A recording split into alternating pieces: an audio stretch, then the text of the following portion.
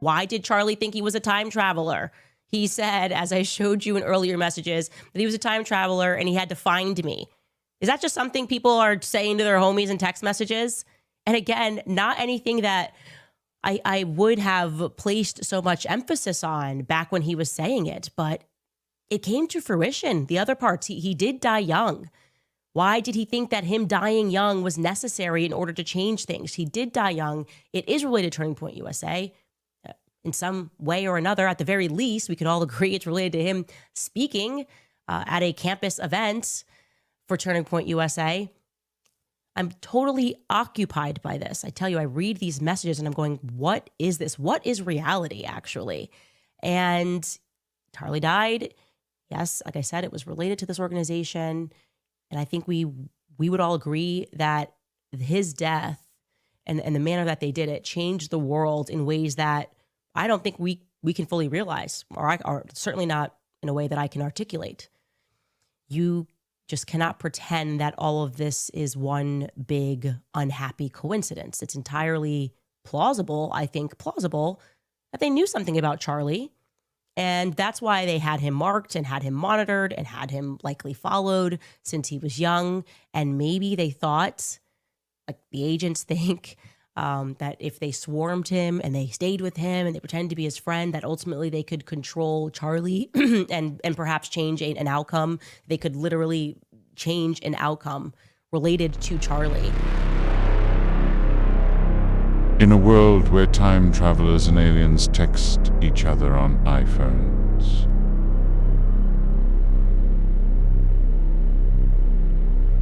welcome to the year 2026.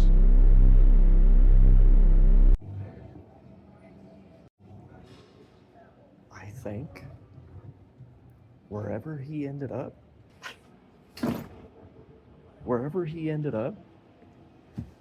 after seeing that, I think Charlie should travel back in time and slap that bitch in the face. I told you that in confidence, you fucking narc.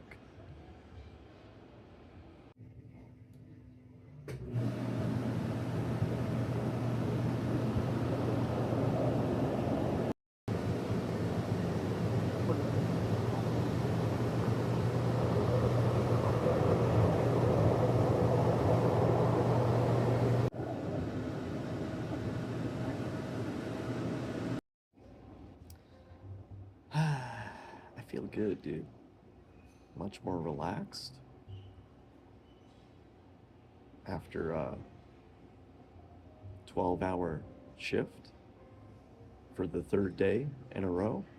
That felt nice. And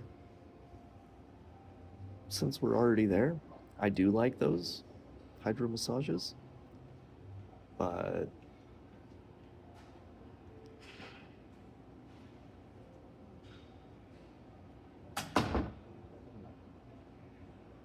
it's a little too rough on my testicles. And other than that, very good, very relaxing. But what's going on, dude? What's the deal? Candace is an alien, and Charlie Kirk is a time traveler. Very interesting. Very fascinating. Now, if you know me, if you've seen a lot of my stuff, I absolutely think time traveling is real. I think there's multiple timelines. I think reality is very strange. I think aliens are real as well. I think we're all kind of a little bit alien, you know? And some of us maybe just a little bit more than others. But, like, you know, like I'm saying, with a lot of this stuff, like, especially if you guys have heard of the Majestic 12 and, like, Project Looking Glass and, if you've heard like alternate theories on aliens and like the technology of a lot of the UFOs and spacecrafts and stuff, the anti-gravitational technology that it's using, if it's working the way that it's described, just by the nature of the mechanics, it's literally manipulating space and time. So there's going to be time alteration to a certain degree just operating the shit, right? So there's the thing. If you start using technology like that, does it get to a place where you kind of have a power over the temporal space to a certain degree, right? How dialed in is it? Now, like I was saying, if you guys have heard of the Majestic 12, if you haven't, or if you have, let's watch a clip either way. What is the T9 conference?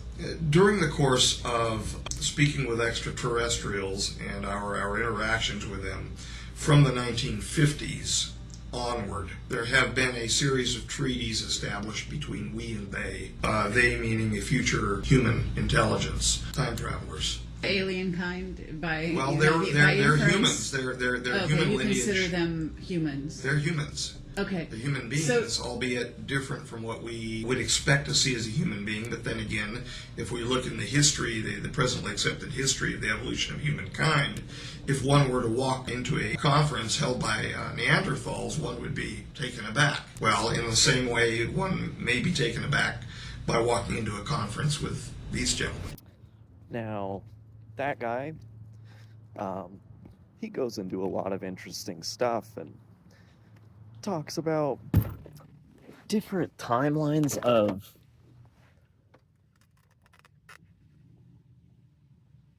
different evolutionary, well, I mean, it's still humans, but different branches that have gone off of the path that we're on, and have kind of come back and shared certain things, information, technology, stuff like that. And now Project Looking Glass, and I mean, is all of this speculation? Sure. Project Looking Glass was a technology that they started doing back in the day and probably still doing today, where they had the ability to look at a bunch of different outcomes and probabilities and scenarios of future events and things that would happen. And through doing that, they would hope to steer outcomes in their favor.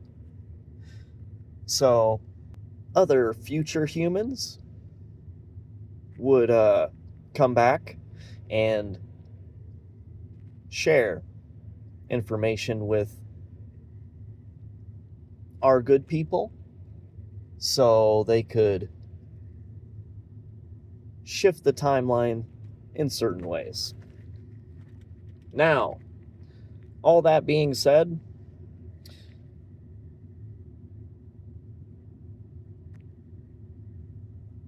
do I think Charlie Kirk was involved in all of that? Most likely not. But is it possible? I think so. And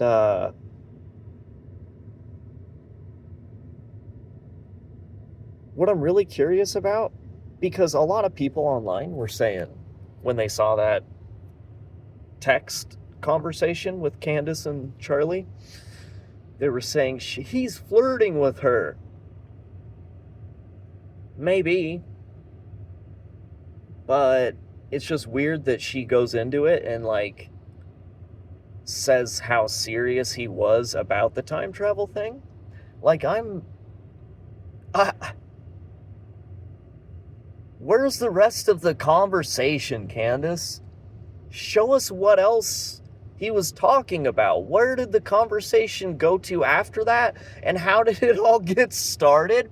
Dude, at this point, fuck the Epstein files.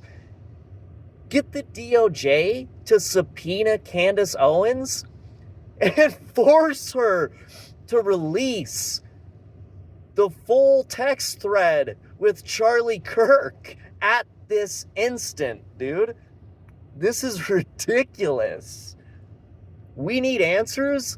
We need to get closer to the truth. And I will not rest until we all find out. Huh. Fun stuff.